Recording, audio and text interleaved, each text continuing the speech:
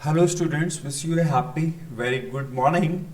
And as you know very well, today we are starting your 12th mathematics special online classes, and this classes will be for Hindi medium students. You may attend these classes as you are from CBSE board or from UP board, but your medium should be in Hindi. Okay, so let's start. And in today's class we shall discuss the syllabus of your maths. So maths में हम क्या cover करने वाले हैं 12th mathematics. So this is your math syllabus. First of all we will have to cover syllabus and what we will have to read. क्या पढ़ना है हमको, तो बेटा पहले syllabus कवर कर लेते हैं.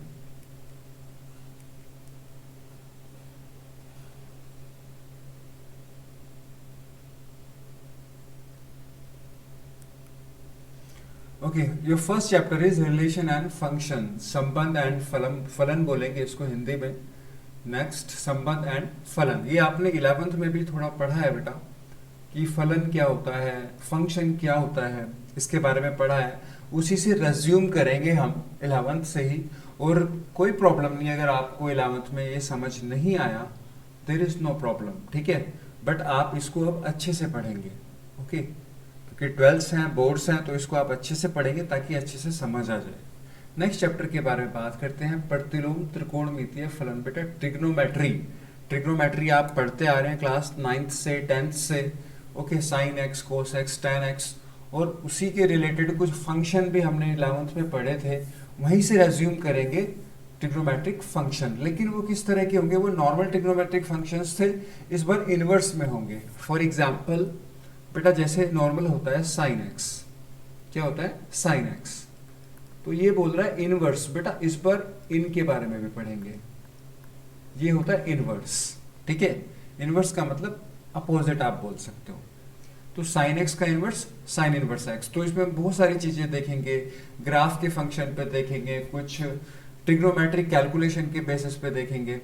तो साइन एक्स की ग्राफ बनाएंगे, साइन इनवर्स एक्स की ग्राफ बनाएंगे, उनको फिर कंबाइन करेंगे, फिर उनसे रिलेटेड काफी बातें करेंगे इस चैप्टर में, ठीक है. तो बेटा ट्रिग्नोमेट्री तो आपने पढ़ी हुई है, लेकिन ट्रिग्नोमेट्री का एक वास्ट फंक्शन आपको यहाँ पे देखने के लिए मिलेगा, जिसको बोलेंगे इनवर्स ट्रिग्नोमेट्रिक फंक्शन. नेक्स्ट आ जाता है बेटा मैट्रिसेस. आव्यूह बोलते हो आप इसको, आव्यूह. ओके, हिंदी में बात करेंगे तो हिंदी में ही टर्म्स याद रखनी है हमको, क्योंकि question paper will be from Hindi medium. Okay, so बेटा आव्यूह, आव्यूह में क्या होता है, आव्यूह, ये साइन आपको थोड़ा सा पता होगा, इसको आव्यूह बोलते हैं. इसके अंदर कुछ एलिमेंट्स होते हैं, A B C D E F G H I, इस तरह से करके इसको आव्यूह बोलते हैं. तो इससे रिलेटेड जितने भी फंक्शंस होंगे वो सब हम आव्यूह में पढ़ने वाले हैं.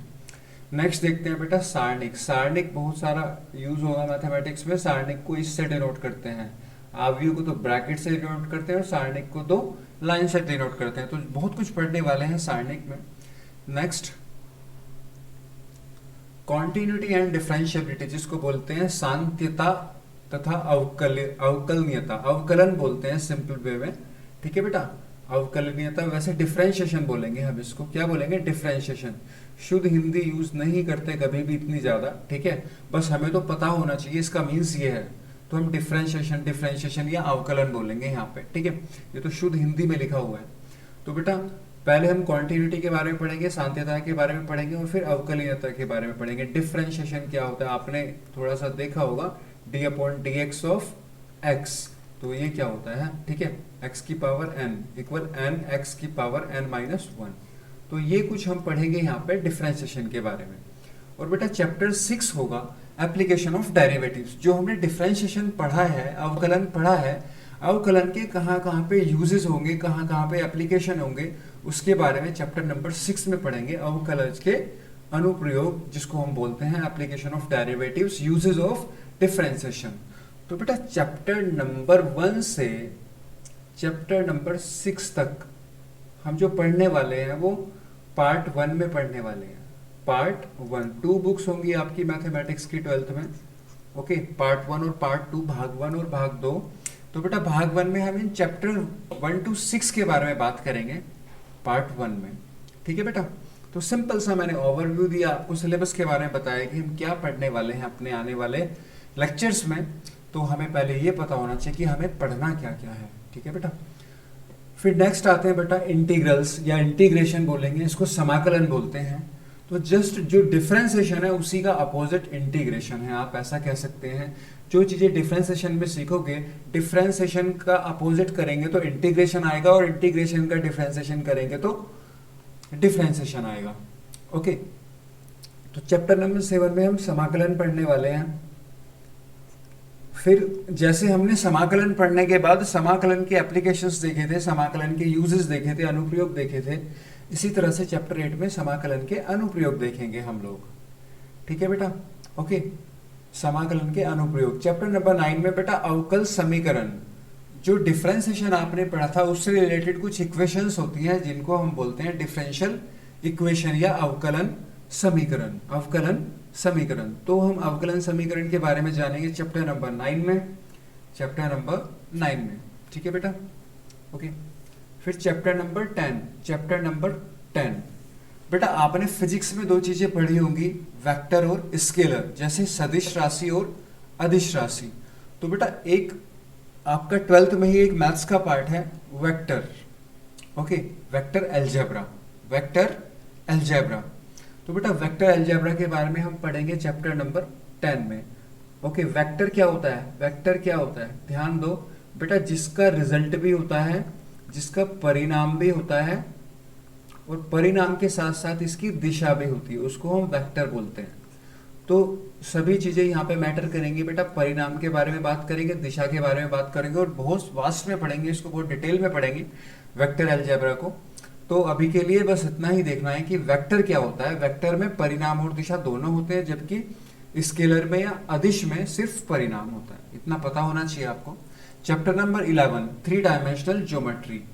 बेटा 3 डायमेंशनल ज्योमेट्री, ज्योमेट्री आप बचपन से पढ़ते आ रहे हो, 6th 7th 8th क्लास से पढ़ते आ रहे हो ज्योमेट्री, ठीक है बेटा। तो वो आपने ज्योमेट्री पढ़ी थी, जैसे स्क्वायर बनाना, रेक्टेंगल बनाना, ट्रायंगल बनाना, और ये बनाना, सर्कल बनाना, ठीक है, क्वाड्रिलेटरल बनाना मतलब चतुर्भुज बनाना, ओके, वो ज्योमेट्री थी। इस बार क्या पढ़ने वाले हैं बेटा, ये जो ज्योमेट्री है ये 2D ज्योमेट्री है। कौन सी ज्योमेट्री है, 2D। 2D का मतलब जिसमें सिर्फ लेंथ होती है और ब्रेड्थ होती है, या फिर इसे बोल सकते हैं, इसको हम पेपर पे ड्रॉ कर सकते हैं, सिंपली पेपर पे ड्रॉ कर सकते हैं, उसको 2D बोलते हैं। या जिसमें 2 डायमेंशन होंगी, लेंथ और ब्रेड्थ होगी, लंबाई और चौड़ाई होगी, लंबाई और चौड़ाई होगी, उसको 2D बोलेंगे। यहाँ पे बात करेंगे 3 डायमेंशनल की, 3 डायमेंशनल की बात करेंगे हम यहाँ पे। तो बेटा 3 डायमेंशनल के बारे में आएगा जिसमें लंबाई भी होगी, चौड़ाई भी होगी और ऊंचाई भी होगी। तो 3 डायमेंशन आ गई ना, लंबाई, चौड़ाई और ऊंचाई। तो बेटा ऊंचाई कह लो या फिर थिकनेस कह लो, मोटाई। तो कभी कभी ऊंचाई के प्लेस पे मोटाई आ जाएगी। तो यहाँ पे 3 डायमेंशन फिगर्स की बात करेंगे जिसको हम बोलते हैं त्रिविमीय ज्यामिति, ओके। नेक्स्ट देखते हैं लीनियर प्रोग्रामिंग। लीनियर प्रोग्रामिंग बेटा कुछ रैखिक, कुछ प्रोग्राम्स के बारे में पढ़ेंगे जिनको हम लीनियर वे में डिनोट करेंगे, जिसको बोला जाता है रैखिक प्रोग्रामन। जब हम पढ़ेंगे तो इनके बारे में बहुत डिटेल से बात करेंगे, सब कुछ समझ आ जाएगा। अभी तो सिर्फ हम इस फर्स्ट लेक्चर में आज के सिर्फ मैथ्स का सिलेबस डिस्कस कर रहे हैं कि हम पढ़ने वाले क्या हैं। नेक्स्ट बेटा चैप्टर नंबर 13, जिसको आपने 8th क्लास में ही पढ़ना शुरू कर दिया होगा। 7th क्लास में ही आपने प्रोबेबिलिटी को जानना शुरू कर दिया था कि प्रोबेबिलिटी क्या है। प्रोबेबिलिटी एक संभावना होती है किसी भी काम को करने या ना करने की। बारिश पड़ेगी या नहीं पड़ेगी, तो बेटा पड़ेगी तो संभावना क्या होगी, तो क्या प्रायिकता होगी, और नहीं पड़ेगी तो क्या प्रायिकता होगी। इस बेस पे हमने ये प्रायिकता को स्टार्ट किया था। उसी के बारे में धीरे धीरे धीरे धीरे कॉन्सेप्ट बढ़ते जाएंगे और हम प्रायिकता को इस लेक्चर में, इस मैथ्स के इस कोर्स में बहुत अच्छे से डिस्कस करेंगे। तो बेटा चैप्टर नंबर 1 to 6 तो हुए थे पार्ट नंबर 1 में, और chapter number 7 to chapter number 13 ये होंगे आपके पार्ट 2 में। तो बेटा टोटल आपकी 2 बुक्स होंगी यहाँ पे 12th मैथमेटिक्स की। पार्ट 1 में चैप्टर 1 to 6 कवर होंगे, पार्ट 2 में चैप्टर नंबर 7 to 13 कवर होंगे। I hope you are getting my point, समझ रहे होंगे जो मैं आपको समझाने की कोशिश कर रहा हूँ। तो बेटा ये है आपका सिलेबस। ओके, चैप्टर नंबर 1 में हम क्या पढ़ने वाले हैं। चैप्टर नंबर 1 में पहले बात करेंगे इंट्रोडक्शन के बारे में, फिर बेटा चैप्टर है संबंध एवं फलन। संबंध एवं फलन, तो आपको पता है संबंध के बारे में बात होगी और फलन के बारे में बात होगी। तो पहले हम संबंध के बारे में पढ़ेंगे, संबंधों के प्रकार, फिर हम फलन के बारे में पढ़ेंगे कि फलन क्या होता है और फलन के प्रकार। अब बेटा फलनों का रिलेशन मिलाएंगे आपस में फलनों को, तो फलनों का संयोजन बोलेंगे, और द्विआधारी संख्याएं। तो इस चैप्टर 1 में टोटल 5 सब टॉपिक्स होंगे जिनके बारे में हम पढ़ेंगे। ओके, तो सिंपल एक बार देख लेते हैं ओवरव्यू, पढ़ने क्या वाले क्या हैं। तो हमें पता होना चाहिए कि युद्ध में जाने से पहले हमें युद्ध में करना क्या है। तो बेटा युद्ध में हमें सबसे पहला चैप्टर पढ़ना है, और चैप्टर 1 में लगभग 5 सब टॉपिक्स पे स्टडी करनी है जिनके बारे में हमें जानना है। तो इसलिए पहले आज की क्लास में ये देख रहे हैं कि सिलेबस क्या होने वाला है। चैप्टर नंबर 2 मैंने अभी बताया आपको इनवर्स ट्रिग्नोमेट्रिक फंक्शन होगा, तो उसके बारे में हम कुछ देखेंगे, नॉर्मल वे में बताया जाएगा आपको ये होता क्या है। और बेटा इनवर्स ट्रिग्नोमेट्रिक फंक्शन है तो उसके बारे में हम जानेंगे कि ये बेसिक कॉन्सेप्ट्स क्या होते हैं और उनके प्रॉपर्टीज के गुणधर्म के बारे में पढ़ेंगे। ओके, तो ये इनके सब टॉपिक्स होंगे। मैट्रिसेस, मैट्रिसेस क्या है बेटा, मैट्रिसेस में ये सब टॉपिक्स होंगे। इंट्रोडक्शन, मैट्रिसेस क्या होता है और आव्यूह के प्रकार कितने होते हैं, आव्यूह पे हम किस तरह से कैलकुलेशन करेंगे, सममित आव्यूह क्या होता है, विषम सममित आव्यूह क्या होता है और किस तरह से कैलकुलेशन करेंगे। और बेटा व्युत्क्रमणीय, व्युत्क्रमणीय का मतलब होता है इनवर्स। क्या होता है इनवर्स, व्युत्क्रमीय बोलो, प्रतिलोम बोलो, इनवर्स बोलो, एक ही बात होती है। तो ये इनवर्स आव्यूह क्या होता है, एक तो आव्यूह होगा, एक इनवर्स आव्यूह होगा। तो आव्यूह के बारे में हम यहाँ पे पढ़ेंगे। नेक्स्ट लेक्चर आ जाएगा सारणिक। बेटा सारणिक में हम इन टॉपिक्स के बारे में स्टडी करेंगे। पहले देखेंगे सारणिक होता क्या है, सारणिक की प्रॉपर्टीज क्या होती हैं, सारणिक की हेल्प से हम क्या क्या कैलकुलेट कर सकते हैं, जैसे त्रिभुज का क्षेत्रफल कैलकुलेट कर सकते हैं, तो उसके बारे में हमें सिखाएंगे यहाँ पे। फिर सारणिक, उप सारणिक क्या होता है, सहखंड क्या होता है, और आव्यूह के सहखंडज, व्युत्क्रम, ये सब टॉपिक्स हम सारणिक में बहुत डिटेल में पढ़ने वाले हैं। नेक्स्ट लेक्चर आएगा आपका सांत्यता तथा अवकलनीयता। बेटा कॉन्टिन्यूटी के बारे में पढ़ेंगे। कुछ फंक्शन दे दिया जाएगा हमको और फंक्शन को चेक करने के लिए कहा जाएगा कि ये फंक्शन कॉन्टिन्यूअस है या नहीं है। तो वो कैसे चेक करेंगे, उसके बारे में कैसे सीखेंगे, तो वो सब हम लोग सांत्यता के बारे में यहाँ पे हम देखेंगे। ठीक है बेटा, तो पहले इस चैप्टर में सांत्यता के बारे में बात होगी, उसके बारे में अवकलन या डिफरेंशिएशन के बारे में बात होगी। तो ये सांत्यता के बारे में बात कर रहा है और यहाँ से ये चैप्टर डिफरेंशिएशन शुरू हो जाएगा, अवकलन शुरू हो जाएगा। और अवकलन में डिफरेंट डिफरेंट टाइप्स की हम चीजें देखेंगे। बहुत इंटरेस्ट आने वाला है आपको, सारी चीजें फॉर्मूले बेस्ड हैं, फॉर्मूले याद करने हैं और फॉर्मूलों को प्रैक्टिकल वे में यूज करना है ताकि आप कभी भूले ना। ठीक है बेटा, तो वो चीजें क्लास में हम करते रहेंगे प्रॉपर वे में। बस ध्यान इतना रखना है कि अच्छे से पढ़ना है, डे टू डे अपना सारा जो मैं आपको क्लास कंप्लीट कराऊंगा उसके concept day to day clear होने हैं। ठीक है, नेक्स्ट बेटा अवकलन के बारे में बात कर रहे थे, अवकलन के यूजेस क्या होंगे। तो अवकलन के यूजेस कहाँ कहाँ पे होते हैं उसके बारे में देखेंगे। तो अवकलन के बारे में बताया जाएगा, यूजेस के बारे में, कि कैसे जो राशियां हैं वो किस तरह से परिवर्तन होती हैं, किस दर पे परिवर्तन होती हैं। अभी कुछ समझ नहीं आने वाला, don't take any type of tension, don't worry about it. ठीक है, ये सब जब हम पढ़ेंगे तब हमें ये सारी चीजें समझ में आ जाएगी कि वर्धमान फलन क्या होते हैं और ह्रासमान फलन क्या होते हैं। बेटा वर्धमान का मतलब होता है बढ़ता हुआ, इंक्रीज, जो बढ़ता हुआ फलन होगा उसको वर्धमान फलन बोलेंगे, और जो घटता हुआ फलन होगा उसको ह्रासमान फलन बोलेंगे। स्पर्श रेखाएं क्या होती हैं और अभिलंब क्या होती हैं? बेटा स्पर्श रेखा आपने पढ़ी होगी सिंपल भाषा में, ये एक वृत्त है और अगर वृत्त को स्पर्श करते हुए कोई रेखा जाए उसको स्पर्श रेखा बोलेंगे। ठीक है बेटा, तो अभी के लिए आप स्पर्श रेखा के बारे में इतना जानते हो, इससे ज्यादा हम इस चैप्टर में जानेंगे, लेकिन डिफ्रेंसिएशन के वे में जानेंगे कि स्पर्श रेखा और अभिलंब क्या होते हैं। सन्निकटन, सन्निकटन मतलब होता है नियर बाय, कि बिल्कुल सबसे निकट। ठीक है बेटा, सन्निकट, सन्निकटन सबसे नियर बाय, सबसे निकट। तो सन्निकटन के बारे में जानेंगे, किसके बेसिस पे बात करेंगे बेटा? डिफरेंशिएशन के बेसिस पे बात करेंगे यहाँ पे। फिर आएगा उच्चतम और निम्नतम। बेटा हमें कोई फंक्शन दे दिया जाएगा और उसका डिफरेंशिएशन के वे में यूज होगा, उसका हम उच्चतम मतलब हाईएस्ट वैल्यू निकालेंगे और लोवेस्ट मतलब निम्नतम वैल्यू निकालेंगे यहाँ पे। ठीक है बेटा, तो ये सब आएगा आपका पार्ट 1 में, टोटल चैप्टर फ्रॉम 1 to 6। अब आ जाते हैं पार्ट 2 में। मैंने बता दिया आपको समाकलन के बारे में, डिफरेंशिएशन का जस्ट अपोजिट होगा। अगर हम डिफरेंशिएशन का अपोजिट करेंगे तो इंटीग्रेशन आएगा, इंटीग्रेशन का अपोजिट करेंगे तो डिफरेंशिएशन आएगा। अवकलन, समाकलन, समाकलन, अवकलन। तो अवकलन समाकलन में हम इतना सारे कुछ चीजें पढ़ेंगे नॉर्मल, ठीक है, वो जब हम पढ़ेंगे तो जानेंगे इनके बारे में। अभी तो हम देख रहे हैं कि सिलेबस में क्या क्या है। समाकलन क्या होता है? देखो बेटा अभी मैंने बताया, समाकलन को अवकलन के व्युत्क्रम के रूप में, मतलब समाकलन अवकलन का जस्ट उल्टा होता है, व्युत्क्रम होता है, अपोजिट होता है। फिर इंटीग्रेशन के क्या क्या मेथड है निकालने के, कुछ फंक्शन दे दिए जाएंगे हमें, उनका इंटीग्रेशन पूछा जाएगा, समाकलन पूछा जाएगा, और आंशिक भिन्नों द्वारा समाकलन ये सिखाया जाएगा। खंडशः समाकलन, खंड में समाकलन कैसे करेंगे, और बेटा निश्चित डेफिनिट्स इंटीग्रेशन कैसे करेंगे, और कुछ थ्योरम्स होंगी, कुछ प्रमेय होंगी, वो हम समाकलन में देखेंगे। और प्रतिस्थापन द्वारा निश्चित समाकलनों का मान ज्ञात करना, ये सब हम समाकलन के अंदर, ये टोटल 10 सब टॉपिक्स हैं जिनके बारे में हम डिस्कस करेंगे। ओके बेटा, कुछ इनकी प्रॉपर्टीज पढ़ाई जाएंगी जो भी हमने निश्चित समाकलन ये यहाँ पे पढ़ा है, इसकी 7.7 में 7.10 में इसकी प्रॉपर्टीज पढ़ाई जाएंगी। तो ये हमारा समाकलन यहाँ पे हम सीख लेंगे। चैप्टर नंबर 8 में समाकलन के यूजेस के बारे में सीखेंगे, समाकलन के यूजेस क्या होंगे। बेटा अभी मैंने आपको बताया था, अभी आपको इससे पहले सिखाया था अवकलन या डिफरेंशिएशन। तो डिफरेंशिएशन में ही कुछ इक्वेशन होती है जिनको बोलते हैं डिफरेंशियल इक्वेशन या अवकल समीकरण।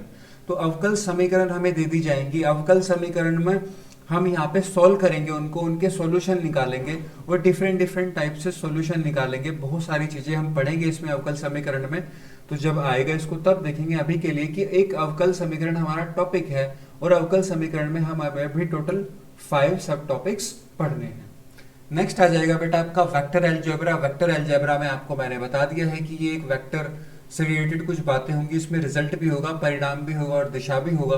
तो हम इसमें बहुत सारी चीजें सीखेंगे बेटा। क्या क्या सीखेंगे? वेक्टर होता क्या है, और वेक्टर को प्लस कैसे करते हैं, वेक्टर को माइनस कैसे करते हैं, वेक्टर को मल्टीप्लाई कैसे करते हैं, वेक्टर को डिवाइड कैसे करते हैं, मतलब वेक्टर का योग कैसे करेंगे, माइनस कैसे करेंगे, गुना कैसे करेंगे और भाग कैसे करेंगे। ये सारी चीजें हमें यहाँ पे सीखने को मिलेंगी। नेक्स्ट बातें करते हैं 3 डायमेंशनल ज्योमेट्री, त्रिविमीय ज्यामिति। तो बेटा त्रिविमीय ज्यामिति में हम बहुत सारी चीजें सीखेंगे यहाँ पे। ओके, तो देखो 3 डायमेंशन का मतलब है ओवरऑल 3 डायमेंशन के बारे में बात करेंगे। जो चीज हम ओपनली, जैसे हम देखते हैं अपना कंप्यूटर, देखो बेटा कंप्यूटर देखो इसमें, या मोबाइल देखो, इसमें लेंथ भी है, ब्रेड्थ भी है, लंबाई भी है, चौड़ाई भी है और मोटाई भी है। तो ये क्या है? 3 डायमेंशनल है। या आप अपनी दीवार देखो, इसमें लंबाई भी है, चौड़ाई भी है और मोटाई भी है। अपना रूम देखो, लंबाई भी है, चौड़ाई भी है और ऊंचाई भी है। तो बेटा ये 3 विमीय होगा। ओके, 3 विमीय या 3 डायमेंशनल होगा। तो यहाँ पे हम बहुत सारी चीजें पढ़ेंगे, टोटल 10 सब टॉपिक्स हैं। नेक्स्ट आते हैं बेटे रैखिक प्रोग्रामन पे, लीनियर प्रोग्रामिंग पे आते हैं। तो कुछ प्रोग्रामिंग होंगी जो कि मैथ्स से रिलेटेड होंगी, उनके बारे में हम जानेंगे चैप्टर नंबर 12 में। नेक्स्ट प्रायिकता, वही पुरानी बात, प्रायिकता आपको बचपन से पढ़ते आ रहे हो 7th 8th क्लास से, तो उसी को आगे बढ़ाते हुए एक अच्छा लेवल प्रायिकता का हम पढ़ेंगे चैप्टर नंबर 13 में। ओके बेटा, सो ये हुआ आपका total number syllabus from chapter number 1 to chapter number 13। 1 to 6 होंगे पार्ट 1 में और 7 to 13 होंगे पार्ट नंबर 2 में। तो ये सब हम मैथ के सिलेबस में पढ़ने वाले हैं। ओके, तो बेटा कुछ इंपॉर्टेंट पॉइंट्स बता दूंगा जो कि मैंने टाइम टेबल में भी बता दिए थे आपको क्या फॉलो करना है। सबसे पहले आपको जो क्लास लेक्चर होगा आपको अच्छे से वॉच करना है विदाउट एनी टेंशन। सिर्फ फोकस होके क्लास लेक्चर आपको वॉच करना है, कुछ भी लिखना नहीं है उसके बीच में। अगर मैं आपको कुछ लिखने के लिए बोलता हूं तो तभी आपको अपनी कॉपी में लिखना है। और बेटा कॉपी और पेन लेके बैठना है आपको बिल्कुल कॉन्सेंट्रेटली, ठीक है।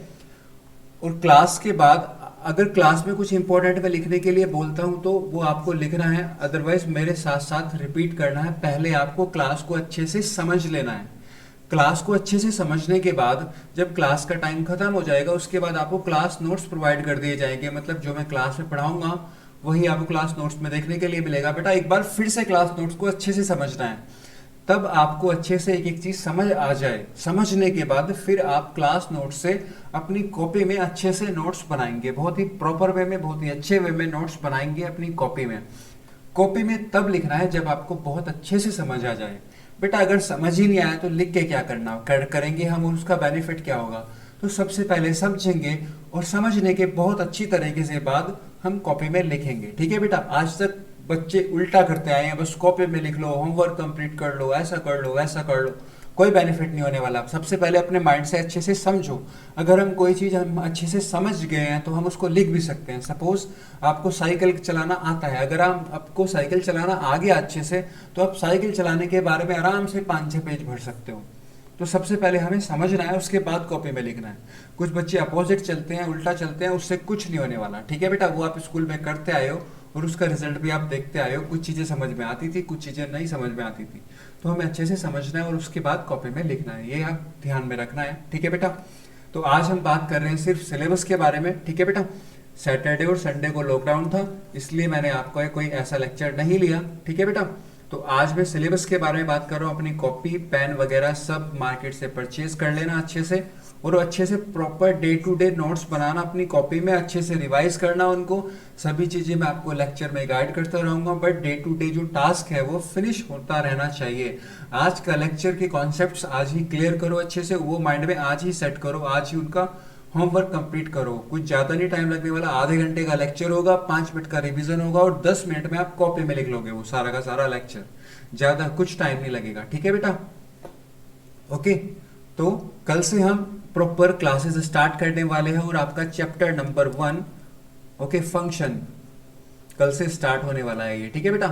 रिलेशन एंड फंक्शन, ये चैप्टर नंबर 1 कल से स्टार्ट होने वाला है। कल है ट्यूसडे, तो कल से हम इसको स्टार्ट करेंगे। मैंने आपको बता दिया है कैसे पढ़ना है, मुझे नहीं लगता कि मैं अब आपको बार बार बताऊं वो चीजें। तो ठीक है बेटा, अच्छे से प्रॉपर टाइमिंग पे आपको लेक्चर अटेंड करना। अगर किसी की टाइमिंग कंसाइड होती है तो वो अपने अकॉर्डिंग लेक्चर को देख सकता है, कोई प्रॉब्लम नहीं है, बट प्रॉपर 30 मिनट से ज्यादा की वीडियो नहीं देखनी है। ओके, कभी भी है 30 मिनट्स वीडियो देखो, उसके बाद थोड़ा रेस्ट करो, उसके बाद फिर से देखनी है। मैंने आपको ये बहुत डिटेल में बताया था। ओके बेटा, तो कल मिलते हैं चैप्टर नंबर 1 के साथ, स्टार्ट करते हैं मैथमेटिक्स। तब तक के लिए आप अच्छे से प्रिपेयर कीजिए, कॉपी पेन वगैरह सब कुछ। और बेटा सबसे इंपॉर्टेंट, आपके पास बुक होनी चाहिए मैथमेटिक्स की। आप बस यहाँ से अपनी क्लास अटेंड करेंगे, सारी चीजें करेंगे, वैसे आपको यहाँ प्रॉपर नोट्स मिलेंगे, ओवरऑल बुक से सभी क्वेश्चंस मिलेंगे, सब कुछ ओवरऑल मिलेगा। लेकिन बेटा मोबाइल से ज्यादा यूज नहीं करना, बुक आप परचेज कर लेना मैथमेटिक्स की। ओके, ताकि आपके पास बुक होगी तो आप अच्छे से ऑफलाइन भी अच्छे से स्टडी कर पाएंगे। मोबाइल से ज्यादा टच नहीं रहना, मोबाइल से बस इतना ही टच रहना है कि आपको क्लासेस टाइम पे मिलती रहे, नोट्स टाइम पे मिलते रहे, अच्छे से आप अटेंड करते रहें। और बाकी एंटरटेनमेंट के लिए जब आपकी स्टडी फिनिश हो जाए उस पर्टिकुलर डे की, तो एंटरटेनमेंट के लिए थोड़ा यूज कर सकते हो मोबाइल, लेकिन एक्सेसिव यूज नहीं करना, सिर्फ आधा घंटा यूज करो, दैट्स एनफ फॉर यू। आपकी प्रायोरिटी स्टडी है तो स्टडी में ही प्रायोरिटी बनाए रखो। और सबसे पहले आपको ये जरूर ध्यान रखना बेटा, 12th में हो आप, और 12th का मतलब बोर्ड्स, बोर्ड्स का मतलब अच्छे मार्क्स, अच्छे मार्क्स का मतलब बहुत कुछ होता है, ठीक है बेटा। तो हमें अच्छे मार्क्स पे वो रखना है अपना टारगेट, और अच्छे मार्क्स पे टारगेट रखने का मतलब होता है उससे पहले अच्छे से पढ़ना, ठीक है बेटा जी। सो कल हम अपने फर्स्ट लेक्चर की तरफ बढ़ने वाले हैं।